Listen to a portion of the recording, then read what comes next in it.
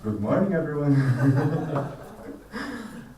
Okay, so my name is Guilherme. I think most of you have already met me, maybe yesterday or in the past, or in Norway, for example, when I was there.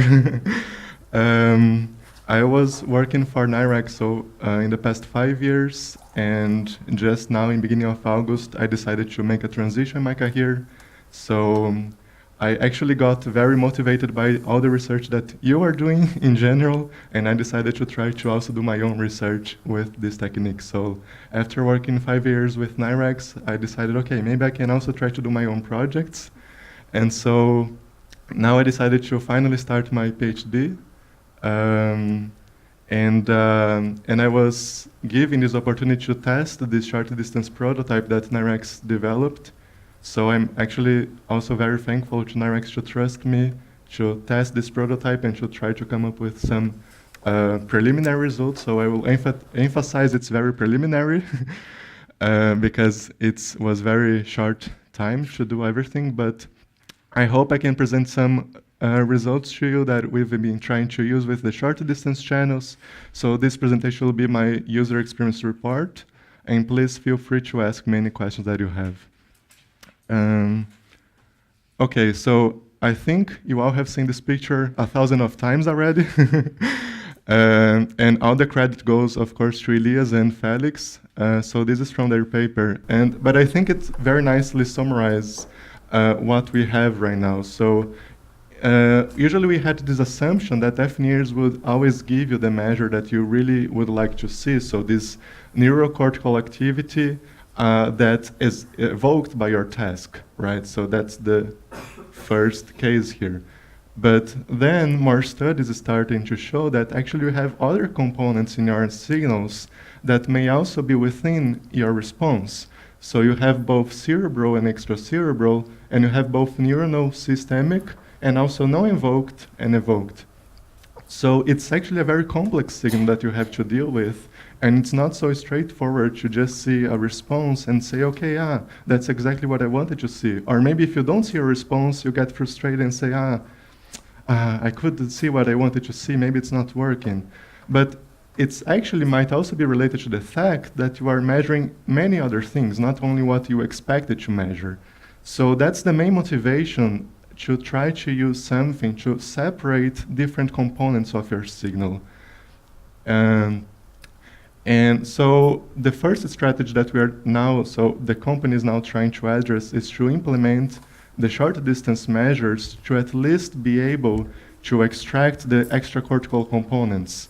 So as you know, the standard FNIRS measures usually have these long distance channels with usually 30 millimeter to give you a good balance between signal quality and how deep it goes within the cortex. But of course, you actually have other layers before the cortex. So you have the scalp, skull, cerebrospinal fluid, and you might also have, or you will have absorption of your light, but you also might have hemodynamic changes on these layers. And that's a problem because you'll measure that in binary signal. So I don't know if Sabrina is already here, but I'm just copying this here from her paper. So all the credits to her and Robert Cooper. And so these short distance measures, they have, in this paper here, they have simulated different distances of source and detector to see what would be the ideal distance to use these channels in order not to have a significant component of the cortex. Why? Well, because the idea is that you add those short distance channels and you won't have then the components from these extracortical layers, and then you can try to regress that out, from example, from your signal. So they have seen that in average, if you have 8 millimeter channel for adults, that should be the threshold to have a good separation, a kind of reliable separation. For infants or newborns, you would have even a smaller separation, but for adults, that's what they have seen. So this is just showing the Monte Carlo simulation that they've done. So that's with the standard 3 centimeter channel. You can see that's the white and gray matter. And here with the 8 millimeter, most of the sensitivity is actually based on extracortical layers. So the idea behind is that, okay, you're gonna add short distance channels at least to be able to measure only the extracortical components, or at least mostly only that, okay? So based on that, and by given the fact that we have now this short distance prototype, we decided to test very simple experimental designs. So before going very complex, doing very complex things, we just wanted to know whether these very simple designs could also be improved by having these short distance measures. So we decided to test here the finger tapping pattern and the checkerboard. So the finger tapping is what some of you have done also yesterday. You were just doing left hand finger tapping and right hand finger tapping alternating. We did 5 trials of each, 5 repetitions of each. So it was a very short, but still I think it's kind of okay. And the checkerboard was just looking at this gray screen with the green cross at the middle. That is the resting period. And here you have the checkerboard that's supposed to evoke a response on your occipital cortex, and that's alternating. The black and the white squares will be alternating at a frequency of 7.5 hertz, so it's quite fast, and it should give hemodynamic response. And that so the finger tapping was performed for 10 seconds. Resting period was also very short, for 10 seconds only. And the checkerboard, I think we had in the end 10 seconds and 15 seconds rest. So 10 seconds activation, 15 rest. And by the way, the finger tapping was done with audio cues. So instead of having the subject look at the screen, we just said left, right, stop to start and stop the task. Okay, and that was done with 16 subjects. And this is the optodes arrangement that we came up with to assess that. So we're using the NIRx port, and we had to sacrifice one of the detectors. So you can see here had 7 detectors in the end, but for a good reason, which is to have additional 8 short channels. And for that, we decided to cover the left hemisphere. So by using this toolbox that Lamia presented yesterday, we divided those channels into 4 different regions of interest, namely what we call attention, motor, language, and visual. And attention is actually a bit more posterior than usual, but okay. So how we decided that was that attention was based on the prefrontal gyri, so it was the middle and superior. Language was the inferior frontal gyrus and the superior and middle temporal gyrus. Motor was the precentral and postcentral gyrus, and the visual was the middle occipital gyrus. So that's how we defined those regions of interest. And if you ask me why did you have also language or attention, because actually this is part of a greater study where we performed other experiments as well. But right now I'm only going to show the finger tap and checkerboard because the others still need more time to be analyzed. But so that's how it looks like. And you can also see that with this short distance prototype, we had a short distance channel for each single source position. So you can see here that on the occipital area we had 2 short distance channels, and for each other area we had other 2. Here for 2 for motor, 2 for attention, 2 for language. So that's the layout that we used to collect this data from 16 subjects. So after collecting the data, we came up with this workflow to pre-process and analyze the data. And we did that within the NIRx toolbox to make our lives a bit easier because it has the batch processing incorporated. So we only put the chunks of codes together, and we also actually developed our part of our own codes to incorporate into the NIRx toolbox. But in the end, what we had was, okay, first we'll truncate the time series. So you only consider 30 seconds prior the first onset of the task, and 30 seconds after the end of the last task. So just to avoid those eventual artifacts that you might have when it just begins the experiment and the subject is still moving, or also after the experiment ended, then the subject, I don't know, just stands up or do something and you didn't press stop yet. So just to remove those things that are not of our interest. After doing this truncation of the time series, we calculated a signal quality. So it, from my experience, I think it's very important to have this signal quality control. And I'm in particular very convinced by this algorithm proposed by Luca Polonini, actually, but it's called Phoebe. So they have came up with this strategy, which is to control the cross-correlation of the heartbeat frequency of the two wavelengths and see how they are correlated to each other. And so they have two metrics. They have one called scalp coupling index, and the other one is the X power because of the cross-correlation. And they suggest some thresholds. For one of the thresholds, we used a bit lower than suggested because we found that would be too conservative. But for block averages, maybe you can be a bit less conservative, but essentially the algorithm is as described in this paper here by Luca Polonini. And in addition to that, it actually happened something funny. So there was this intern collecting all the data, helping a lot us, but yeah. I just want to know, is Phoebe available now? I don't know, actually, I read the paper and implemented what they described, so. Really? Yeah, By yourself? Yeah. I mean, all the credits go to Luca Polonini because they described it very well, so it's not so difficult task just to read, and I hope I did it right. But Can you make it available also for? We can talk. I can say that I'm available for collaborations, but making the code available, I would say it's not in a such way right now, but if anyone would be interested in collaboration, I'm of course available for that. Yeah, what I was gonna say is that this point here, we actually you saw that the short distance go underneath the cap, and eventually in some measurement, one of them just fall out, and by accident, this person put that inverted.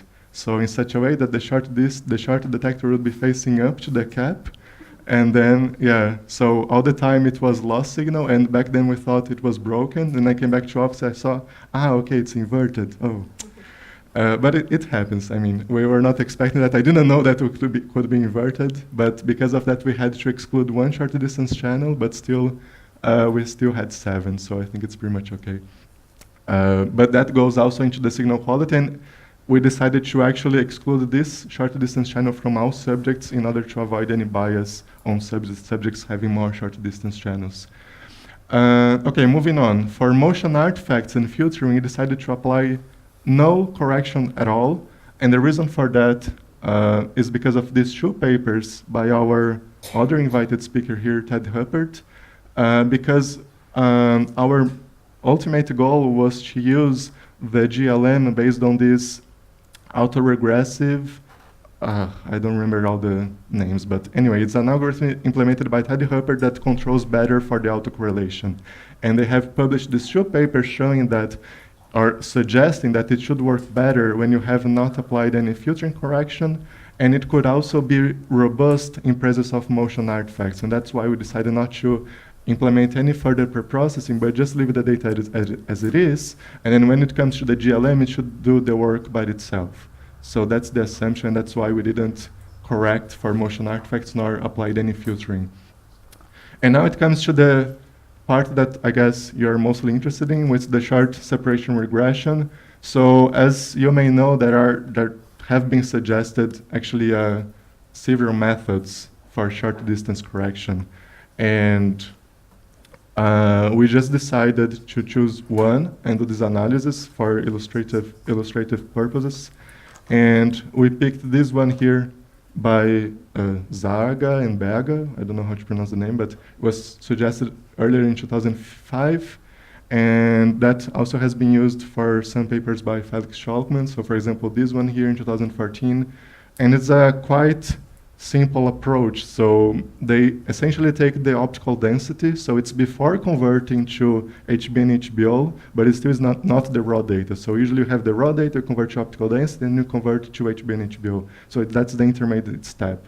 So you take the optical density and you do this. I just put the formula here. So essentially, this alpha is a ratio between the how's it called? Yeah, I will say dot product between the short and the long channel divided by the dot product of the short with the short channel. And then the corrected signal will be by taking the long channel and subtracting the short channel multiplied by this alpha. So actually, they started with this short separation regression, but they saw that you could simplify this whole regression thing by just applying this formula here. And by doing that, we actually take the short channel that is closest to your long channel of interest. So in our case, we had one short distance channel per source. So for each channel for each channel formed by that source, we took that particular short distance channel and then applied to that formula. But as you know, we had here one broken or actually inverted short distance channel, so then for that case, we took the closest one. And in the end, we applied the modified Beer-Lambert law, but we actually also applied something that I think is quite important as well, with this DPF based on age and wavelength. So this is a paper by Schalkman Wolf. I think it's 2013, I don't remember. But they came up with this general equation to calculate the DPF, not only considering the wavelength, for example, as proposed by S.M. Heis in 1993, but also taking into account the age of the subject, because it has been reported that the DPF can considerably change if you're measuring, for example, newborns or elderly people. So if you just consider the wavelength, you might actually bias your results. So we think this general equation can also be helpful to have more reliable curves for oxy and deoxyhemoglobin. Okay, so that's pretty much our pipeline that we put here into the NIRx toolbox. And now we start to show some results. Yay. So first for the checkerboard. So here what we did was to divide the channels into these 4 different regions of interest. So you have what we call attention, motor, language, and visual, those 4 over here. And for each role, we plot all the channels. So that's the grand average obtained over 16 subjects. But of course, considering the signal quality control. So for some channels, we have less subjects than 16. Actually, I don't know if you can see, but the number of subjects is over here. So this one here is 14 subjects, this one is 9 subjects, and so on. So it depends, it changes the number of subjects considered for each channel. And the first 2 columns here are the short distance channels, and all the others are the long distance channels. So as we expected, for the checkerboard experiment, we had this kind of nice response for both long distance channels of the occipital area. And you can see both oxy increasing, deoxy decreasing, so it goes along with this hypothesis of the neurovascular coupling. But you still have some fluctuations on the other areas as well, right? You can see that here. So that's the original signal. So that's simply taking this whole pre-processing analysis pipeline, but ignoring this part here. So not doing any correction for the short distance channels. After doing the correction, it looks like this. So what you can see here is, okay, of course, you still have here the occipital response, but if you go back, you can see that it goes down more nicely afterwards. And you can see also in the attention area over here, it gets also a bit more attenuated. So it's actually quite nice. It seems to have attenuate some fluctuations here that shouldn't be there because it might have been just due to extracortical signals. But still, it's not so impressive. The next one, I think it gets better. So that's for the left-hand finger tapping now. That's the original grand average results. And if you remember, we are only measuring the left hemisphere. So that's actually the ipsilateral response, which shouldn't be that huge, but still you should expect some response. But now what you can see is that in addition to the motor response that you have here, which is also quite nice, you can see oxy increasing, deoxy decreasing, you also have some fluctuations here for both attentional and visual areas. And by the way, sorry, I forgot to say, but so red curve is HBO, blue curve is HBR, the grand average, and the traced lines are the so-called theoretical response as calculated from the canonical hemodynamic response. So we took this canonical hemodynamic response that is usually used for the GLM. We regressed that with our response just to see the amplification, and we plotted that. So just to compare our response with the theoretical one. And you can see that over here on the attentional areas, by regressing the grand average response with the canonical, you'll have some high beta here. So it could mean that in that case, you would have some false positives, so to say, in the attentional area, when if you do the short distance correction, everything is kind of gone over here, and also in the occipital area.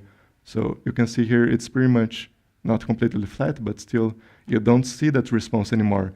You see that our response is now focused on the motor area as expected, and it's quite nice, and it goes very much along with the theoretical HBO as dash dark and the light blue over here. We did the same thing for the right hand finger tapping. So again, and as expected, we have greater responses because now it's the contralateral hemisphere from your hand, so left hemisphere, right hand. But still you have again attention signals over here and visual signals, so you can see over here and over here. And after correcting, mostly of that is now gone. And here you have some quite nice responses. So if you're afraid that short distance channels would also get away your own response, I don't think that's the case, because you can see here, while it got mostly of the attention and visual areas response gone, the motor area is still quite nice depicted there. So I think that illustrates quite nicely. So here just show the results for checkerboard, left hand finger tapping, right hand finger tapping. And to summarize, I think this prototype provides the data with the suggested optimal distance, at least for adults. So again, for newborns or infants, you would require theoretically shorter distance events, but for adults, I think 8 millimeters is what we believe to be like the gold standard for now. And the grand average results indicate data improvement by employing the short distance channels. In the hemodynamics from channels in non-evoked regions are attenuated. For example, just here copying again the left hand finger tapping for the attention region, that's the original and that's the corrected. So you can see that these fluctuations here are gone after the correction. And I think, so that's the point that we tried to assess here. So how does it work with very simple experimental paradigms? So that's why we tested finger tapping and checkerboard. And that's the final point that we made here. Okay, so even for an experiment as simple as left hand finger tapping, as depicted above, we can have some improvements, and it might be helpful to avoid potential false positives, for example, in these channels located on more areas related to attention, not to the motor areas, okay? But before I finish, yesterday, this lady here, she asked me a couple of questions, and I was motivated to add a few slides. So I only showed the grand average results, but what happens in the single subject level? So I just, before I went to the bar yesterday and people were asking, why are you so late here? I was working, okay? So I was trying to plot these things here. I took one subject here for the occipital area. So here's plotting only the occipital region for the checkerboard.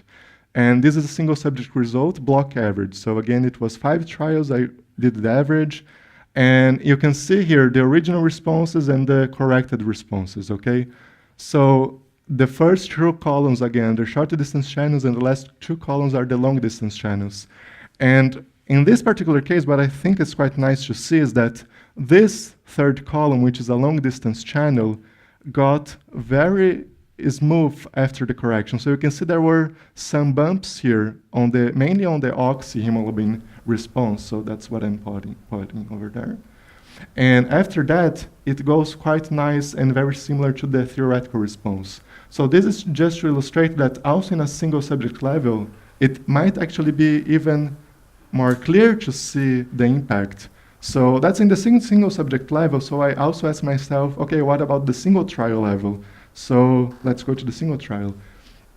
Now it's just taking one trial of the checkerboard for this same subject and plotting before and after. So you can see here the before, those are the short channels, and they kind of correlate of some of the response that you can see on the long channels over here. So this bump here, mainly on oxy, kinds of correlate with these bumps that we have here on the short distance channels. And after applying the correction, okay, you can still see here that there is still a little bump, but mainly in this channel here, it got much smoother. So it's kind of nice. And I did that for other trials. So just to show, okay, that's not only for one trial, but there's kind of a consistency. So now, again, here there were some bumps, and over here, and yeah, that was it for this. And I think this was the most impressive one. So this, I think, was the one that mostly changed. So again, that's again a single trial for the same subject for the checkerboard. That's before, after correction. And before correction, you can see there's not such clear hemodynamic response, mainly on this channel over here. So you can see some activation, but that doesn't go along with what you would expect because it should start earlier, and it's very short. So you can see that after applying the correction, it goes very better. So you can see oxy increasing for both channels, the oxy decreasing, and it gets kind of clear. So I hope that by providing these grain average results, block average results, and single trial results, I could give you an overview and a good picture of what can be done with short distance channels and even in very simple experimental designs. So I'd like to thank you and thank mostly NIRx for giving me the opportunity to still work with you and to test this prototype, because I also wanted to apply for my own data analysis, so I'm happy to have that. And yeah, thank you very much for trusting me. So, thank you very much for your talk, Guilherme. I completely forgive you for showing up late at the bar. It's really nice to see those results there. Are there any questions? Irish? Guilherme, thanks a lot for this really excellent talk. I was maybe not careful, maybe you mentioned, but I didn't get it. Did you apply also low-pass filtering for the cardiac-related artifacts, or no? It's gone with short channels. Exactly. So all these curves, you can see the heartbeat. So this very fast oscillation here is actually due to the heartbeat. So the idea was to not to apply any filter, to see the kind of raw response. And as I said, we have not yet showed it here, but in the end we wanted to apply this GLM by Ted Huppert that expects to have the original signal. So that's also one of the reasons why we did not apply any filter or motion artifacts correction. I was not sure whether this is standard deviation or the cardiac heart. Yeah, it's a bit tricky on this one, but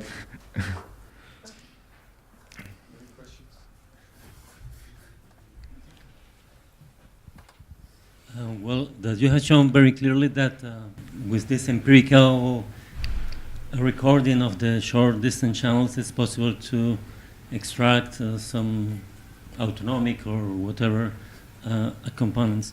But at the same time, and yesterday it was suggested, it wouldn't be possible to extract such a global activity by identifying some components by multivariant techniques as PCA or ICA, particularly if the short channels are highly correlated. I will expect to have a first component which is global in the whole system, and then extract it and then reconstruct the signal and avoid all this complicated experimental setup that is needed for the short distance. Yeah, thank you for your question. I think that's actually a great question because we don't have a gold standard yet. So not only short distance algorithms have been proposed, but also other corrections that don't require short distance channels are out there. And I think so far, at least to the best of my knowledge, there hasn't been any comparison between all these methods. So actually that's our idea to do this here. So I only showed this correction, but we actually analyzed for 7 different corrections all this data.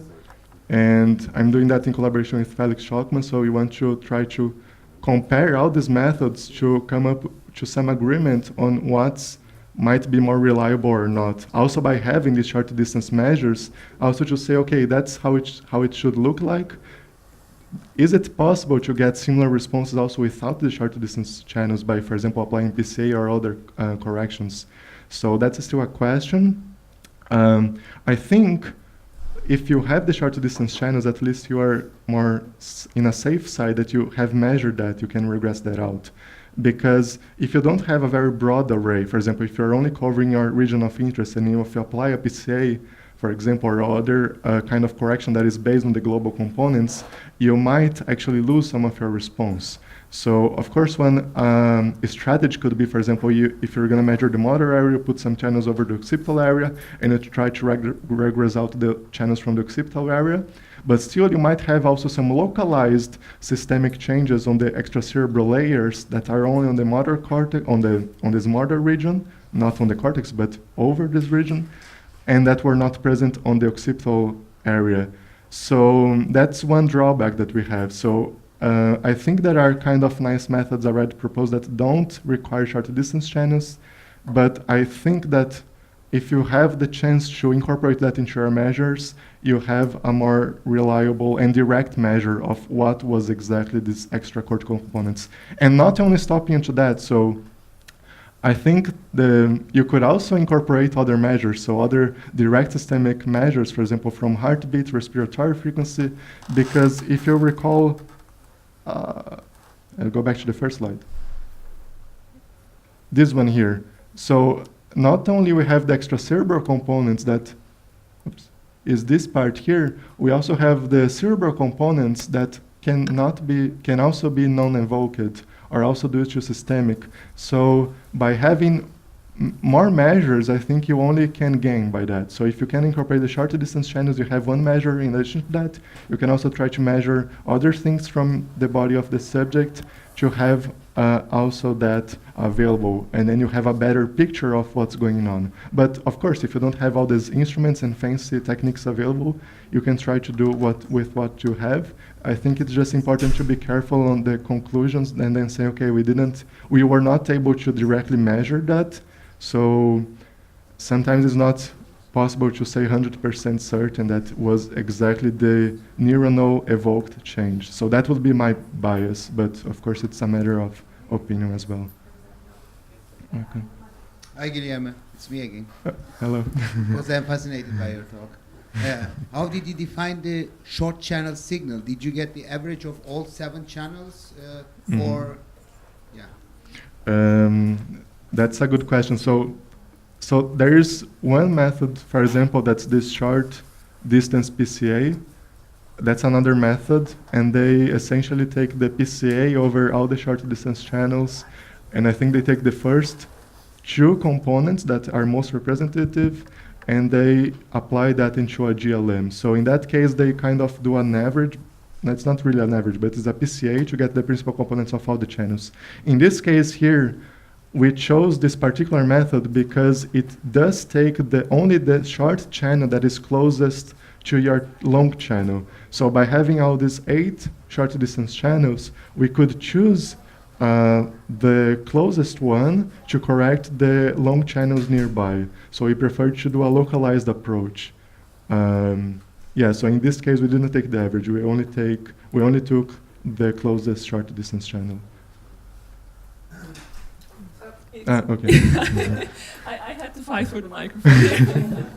I have 2 questions. So, thank you very much. It was really, really nice talk. So I was under the impression that the Meyer waves could not be corrected with short channels because I thought that the Meyer components could be recorded only, could come only from the brain. But it seems actually from the last slides that you showed that actually it's really the Meyer waves component that you're removing from the signal. It looks like it is because of it looks like your response, right, for the finger tap, that you have this mountain response, kind of like, affected by Meyer waves, yes. And yeah, I think so. Maybe Randall or Sabrina can also speak better than that, but So in general, I believe what's known is, okay, so the Mayer waves is basically a systemic response. It tends to be a bit more augmented. That's right. Hello?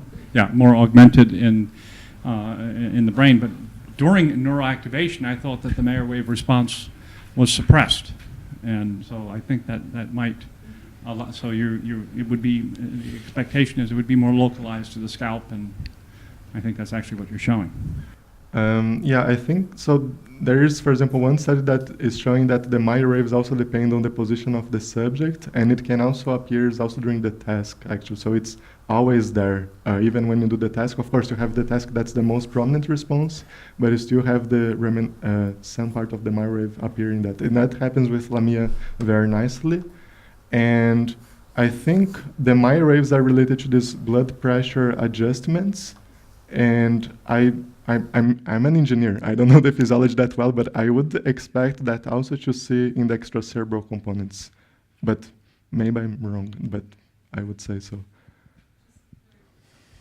The code that you use to regress, the algorithm that you use to regress the short channels, is it available somewhere, or did you also implement that by yourself? I implemented it. But the equation is here. So I copied the equation from my code and I put it here. You just have to define what is AS and AL, and then you have that more or less. And I put out also this paper from Schockman here because it also nicely describes how to do that.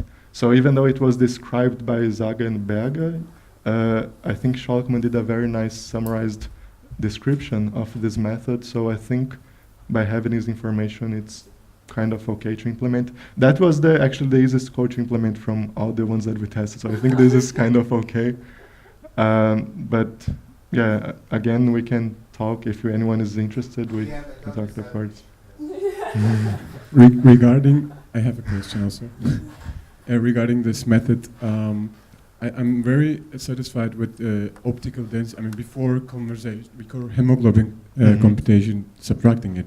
But have you checked the alpha values, the scaling factors? Because this might be, because in some cases I saw that it was a bit bigger than 1, maybe? Or did you have a chance to plot maybe the alpha for the short channels? That would have been nice to see, like, for which channel, how much, I mean, included or contaminated. Yeah, we are also exporting this only the alpha, or no, we are also exporting only the short distance component after applying this alpha, but we haven't yet had the chance to plot it. But it's a good suggestion, just to have a better picture on how it looks like. Yeah, thank you. Yeah, thank you very much for a very nice talk. I have a little question. You said something about the false positive rate, which is maybe there, which was hidden till now, and now we see that there are maybe some channels affected that you get, like, for example, wrong betas, or if you apply then the corrected method for the GLM, that you also see that the statistics will change maybe dramatically. What does it mean to studies that were already performed? Oh, that's it's just your meaning about that.